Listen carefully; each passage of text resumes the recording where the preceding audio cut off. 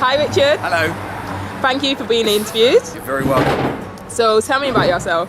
So I'm Richard and I'm an actor for my sins. I'm Britain's least famous actor. You've never heard of me, so don't go Googling. I do a lot of theatre work and I'm also a vegan, which is great. And I've been a vegan for nearly a year now. And did the usual route that most people do, is become a vegetarian, and then you kind of get used to that and get into that lifestyle, and then you like meet someone or read something and think, oh, wait a minute, I may as well be a vegan. So that's how it happened. We met a friend of ours who had gone vegan, and he showed us some videos and things online that we just thought, wow, okay, that happens, and we support that. And we didn't feel comfortable supporting that anymore. Hey, crazy kids dressed as aliens. You look great. Yeah. So that just happened. Crazy kids dressed as aliens. Hi, come on through. Don't mind us. So been a vegan for about a year, and it suited us really well. We just saw some giant, there's alien children. We saw some giant fish up there. It was in fact a fish that made my girlfriend and I go vegetarian. We're complete wimps, and we were lucky enough to be touring out in China doing some Shakespeare. We did a lot of Shakespeare out in the Far East, and one day there was a guy coming out of a restaurant with a sort of a basket full of fish. They were still alive in the water, and one of them like flipped itself out of this basket and fell right in front of us, and the guy just stamped on his head, and we both sort of clutched each other in this pathetic way and sort of went, should we become vegetarians? Yeah. So we'd been toying with the idea for ages, but so it was a pretty easy switch after that. When we saw that happen, it was like instant. So yeah, that's how that happened.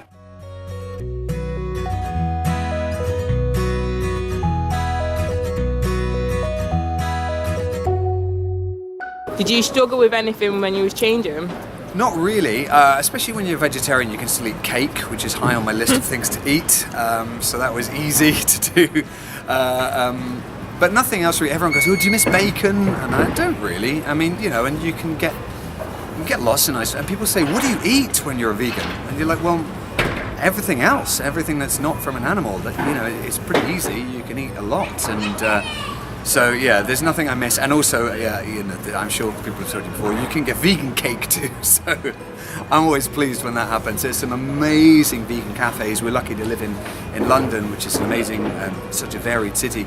And you go into these amazing vegan cafes, and the choice is just fantastic. And so that question of what do you eat, you kind of think, well, look at this entire menu that's all vegan. And I think in the West we're pretty conditioned into thinking you have to have meats, and obviously that was sold to us for quite a while. But now there's so many other things you can have, and when you travel the world a little bit. God, listen to me. Oh, when you travel the world, I've been lucky enough to see a bit of the world with my work.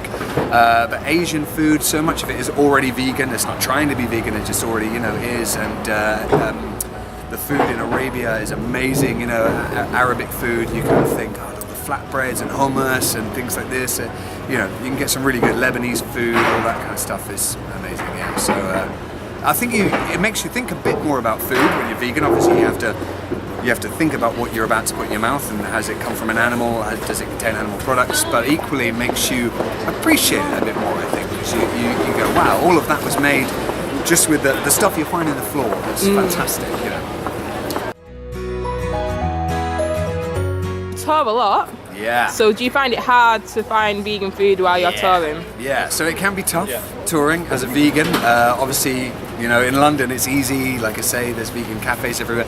But when you go on tour, sometimes you're out in the sticks a little bit more, and sometimes time is a constraint. You'll get to the town where you've got to set up the stage, you've got to do everything, and then you don't have too much time to think about what you're going to eat. So I did a version of It's a Wonderful Life, the wonderful old movie with Jimmy Stewart, and we just did that over Christmas.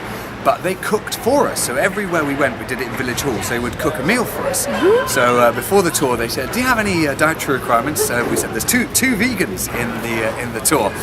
So they cooked vegan food for us, and that ranged from very basic, people would do as a jacket potato with some ratatouille or beans or something, which is fine. And then other people, like grabbed the bull by the horns. You know, they were like, okay, I've never done vegan before, and we would get that, and we couldn't finish it all. Like, these people had done this enormous spread of food and desserts and starters, and you know, you're thinking you're eating this. It's like 5 o'clock. You think I've got to be on stage at 7:30, jumping around like a maniac. You're like, okay, thanks. You know, because you waddle off to the dressing room. So yeah, we were very lucky with that, and people were really kind.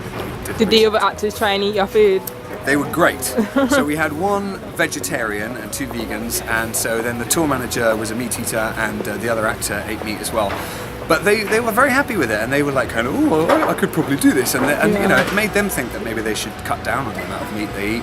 And a lot of people these days say that they're cutting out a lot of red meat anyway, and because, you know, it's not known for its health benefits, you know, because of heart disease and high blood pressure. So they didn't mind. Yeah, they were pretty cool about it, thankfully. We could have got some difficult diva who was like, what have you prepared here? Where's my beast on a plate? So nobody did that, thankfully. That's cool. Do you think there'll be a world full of vegans one day? I do. I think it's the only way to go, you know, to be able to sustain the planet that we've got. We've got a expanding population, and, you know, so I think it's the only way. Also, I'm a bit of a science geek and like reading science magazines.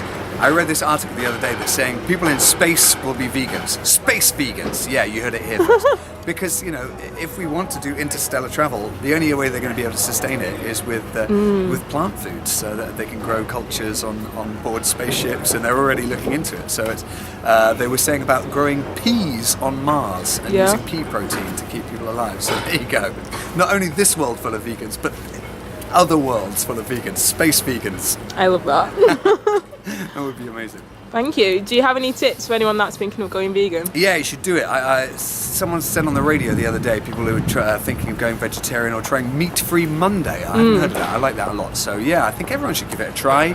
You'd probably find it's easier. People think it's expensive, but it's not necessarily expensive, and you can really do it, and you can make it a part of your life, and it's easy, and you don't have to give up cake.